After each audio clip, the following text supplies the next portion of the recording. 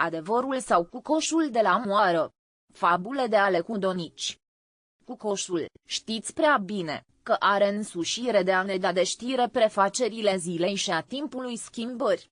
El, fără a se supune la reguli și cercări, când adevărul spune, e ca un fabulist. Iar când arată timpul e cam naturalist.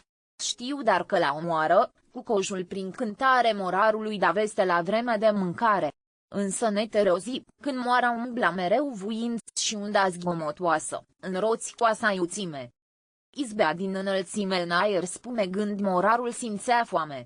Deci iese el din moară și vede cum cucoșul, sărind pe o grindișoară în pene se umfla, din gât se încorda, și apoi, căscându-și pliscul, se pare că cânta.